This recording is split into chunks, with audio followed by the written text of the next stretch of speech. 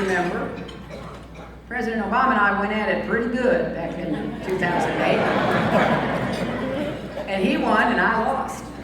And then to my great surprise, he asked me to be his Secretary of State.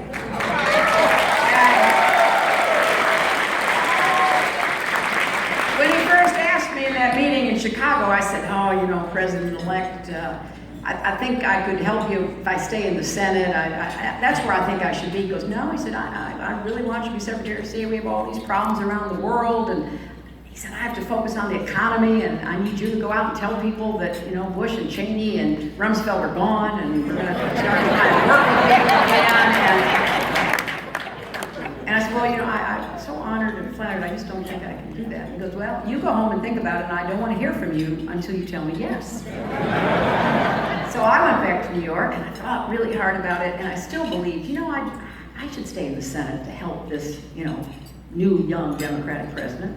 So I called him back and said, I've thought about it, and I just have to respectfully and with great honor decline. He said, I told you, don't call me back until...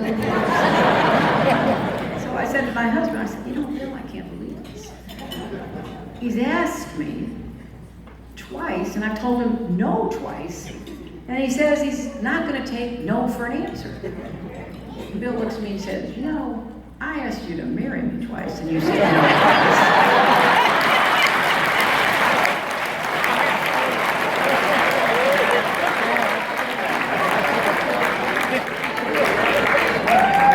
He said, I think there's a pattern there.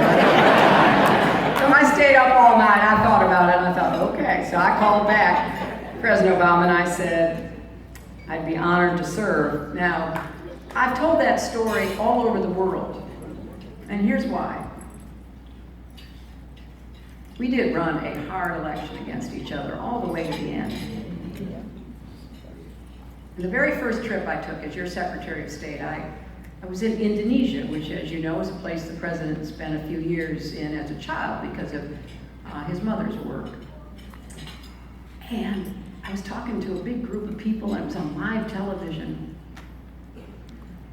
And I was taking questions, and the very first question, this young person said, well, we watched that campaign on TV, and we saw, no, he said bad things about you, you said bad things about him, and now you're his Secretary of State. How does that work? And at first I thought, you know, it's kind of an odd question, and then I quickly realized, for young democracies, that is one of the most important questions. You know, you run against somebody, you oppose somebody in a lot of these countries, you could get imprisoned or exiled, even killed, not end up being asked to be their Secretary of State. And I was trying to, how do I explain this? And here's what I said. I said, you're right. It was a really hard campaign. But at the end, he won and I lost.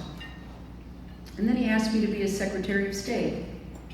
He asked me, and I agreed for the very same reason. We both love our country. I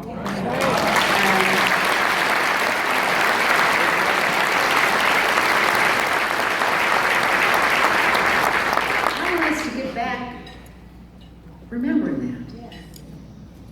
You know, we Americans, we can bicker and argue and disagree. We can stumble and fall, but we're at our best when we're lifting each other up. Amen. When we're holding out hands of friendship. We've got a long campaign ahead of us. We're going up against some pretty powerful forces. They're going to do or say or spend whatever it takes to try to reverse the progress that has been made under President Obama. And we have to be really united. And then when we win, we have to be willing to hold out our hands. So I'm here to ask for your help. I'm not taking a single primary or caucus for granted. I'm building an organization in all 50 states, including Alabama.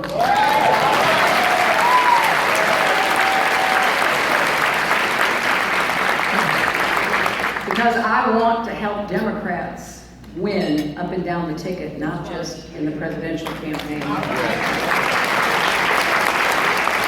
It is time to rebuild our party from the ground up. Every county and local office counts, every school board, state house, and senate seat counts. We have to compete everywhere again. And we have to be strong in our conviction and confident in our values and principles to begin the slow but necessary work of putting forth the alternatives so that more people hear from us. Because they only hear one side of the argument now. So I hope you'll join me. Because we are building something that will last long after November 2016 if we do this right. Together we can make sure that every person in America, no matter who they are or where they come from, what language they speak at home or the color of their skin, will be given the chance to live up to his or her God-given potential. That will be my mission as your president. We can build an America where there are no ceilings for anyone, where no one is left out or left behind, and where a father can look in the eyes of his daughter and say, you can be anything you want